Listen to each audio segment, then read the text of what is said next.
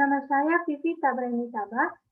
Saya akan menyampaikan materi tentang komunikasi kelompok. Adapun pokok bahasannya yaitu sebagai berikut.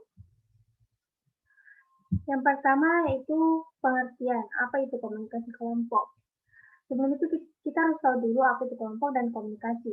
Menurut Dedi Mulyana, kelompok adalah sekumpulan orang yang mempunyai tujuan bersama yang berinteraksi satu sama lain untuk mencapai tujuan bersama, mengenai satu sama lainnya, dan memandang mereka sebagai bagian dari kelompok tersebut. Kelompok itu misalnya adalah keluarga, kelompok diskusi, kelompok pemecahan masalah, atau suatu komite yang tengah berapat atau tengah berkumpul untuk mengambil suatu keputusan. Komunikasi adalah suatu proses ketika seseorang atau beberapa orang, kelompok, organisasi, dan masyarakat menciptakan dan menggunakan informasi agar terhubung dengan lingkungan dan orang lain. Komunikasi dilakukan secara lisan ataupun verbal yang dapat dimengerti oleh kedua belah pihak. Komunikasi kelompok adalah komunikasi yang berlangsung antara beberapa orang dalam satu kelompok, kecil seperti dalam rapat, pertemuan, konferensi, dan sebagainya. Menurut Michel Bourgoin, komunikasi kelompok adalah interaksi secara tatap muka antar 3 orang atau lebih dengan tujuan yang telah diketahui seperti berbagi informasi, menjaga diri, pemecahan masalah, yang mana anggota-anggotanya dapat mengingat karakteristik pribadi anggota-anggota yang lain secara tepat. Kemudian prinsip dasar komunikasi dalam kelompok. Ada 4 elemen. Yang pertama, interaksi dalam komunikasi kelompok. Itu faktor penting, karena melalui interaksi kita dapat melihat perbedaan antar kelompok dengan istilah yang disebut code atau pemilihan. Kedua yaitu waktu. Sekumpulan orang yang berinteraksi untuk jangka waktu yang singkat tidak dapat dikatakan sebagai kelompok.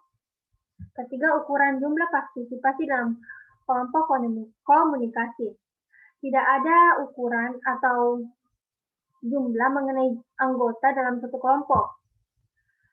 Yang terakhir adalah tujuan yang mengandung pengertian bahwa keanggotaan dalam satu kelompok akan membantu individu yang menjadi anggota kelompok tersebut dapat mewujudkan satu atau lebih tujuannya. Kemudian bentuk komunikasi ada 2. Yang pertama deskriptif dan yang kedua preskriptif.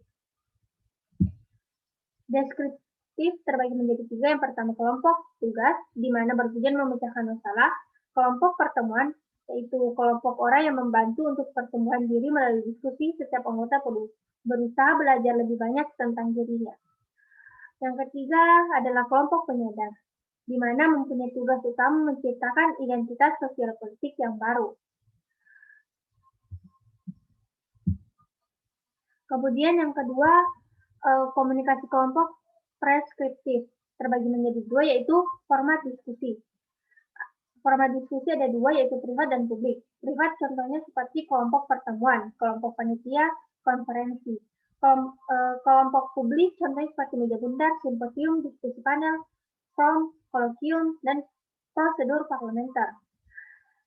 Yang kedua yaitu sistem agenda pemecahan masalah, terbagi menjadi 3 pola. Yang pertama pemecahan masalah kreatif, yang kedua yaitu urutan berpikir relatif, dan yang ketiga pola solusi ideal.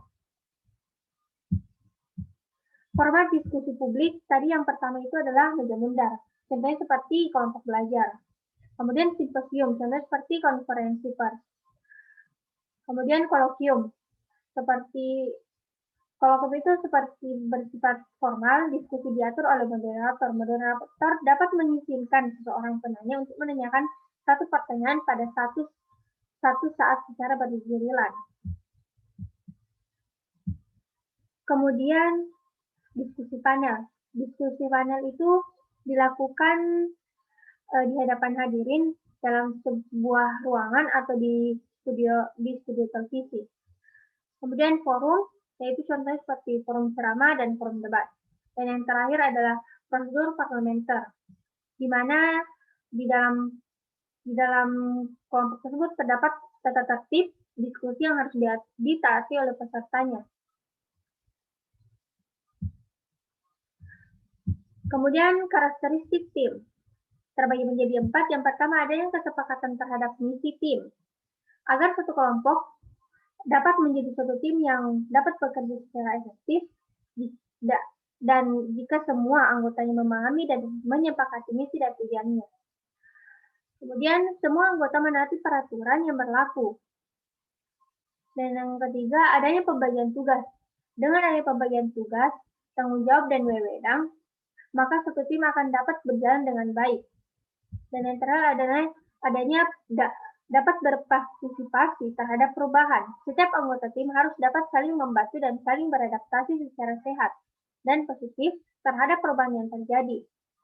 Jika suatu perkumpulan tidak dapat dikatakan sebagai kelompok, jika tidak dapat bekerja sama, mempunyai misi dan tujuan, serta tidak dapat saling pengertian dan saling membantu. Kemudian dinamika kelompok. Dinamika kelompok yaitu proses dinamika, proses di mana kita berusaha menumbuhkan dan membangun kelompok tersebut yang semula hanya terdiri dari kumpulan individu-individu yang saling mengenal satu sama lain dan kemudian menjadi satu kesatuan kelompok dengan satu tujuan, satu norma, dan satu cara pencapaian tujuan yang telah berusaha untuk disepakati bersama di dalam kelompok tersebut.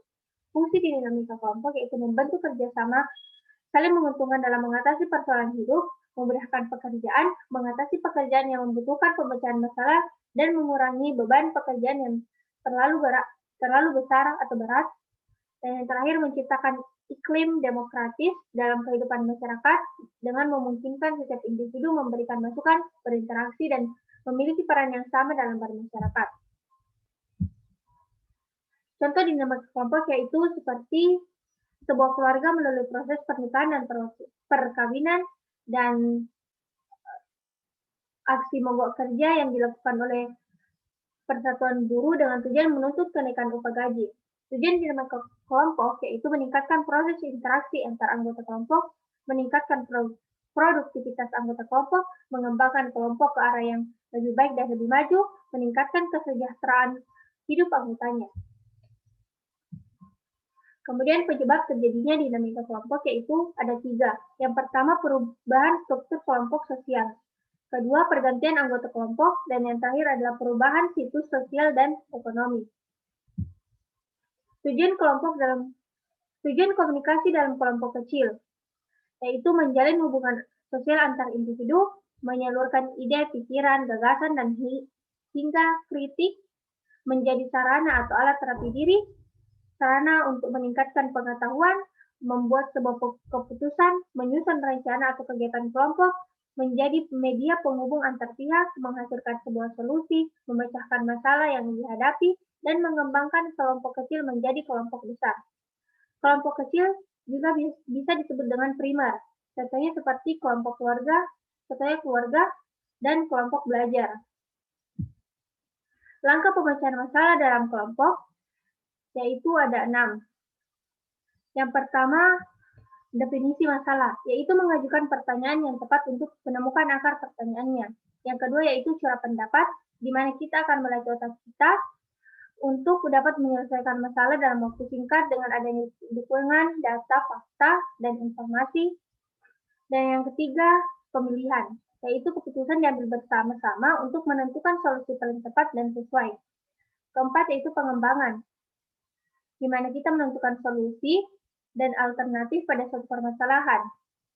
Kelima yaitu action planning atau rencana tindakan, pengembangan dan pembuatan rencana tindakan memastikan solusi yang didapatkan dieksekusi dan dipantau terkait dengan permasalahan yang muncul. Dan yang keenam adalah penilaian atau assessment, di mana langkah ini dari proses pemecahan masalah membutuhkan penilaian atau solusi yang telah atau sedang diimplementasikan. Penilaian juga akan menentukan apakah akar permasalahan telah ditemukan sehingga permasalahan yang sama dapat dicegah di kemudian hari. Itulah tadi materi yang telah saya sampaikan. Sekian dan terima kasih.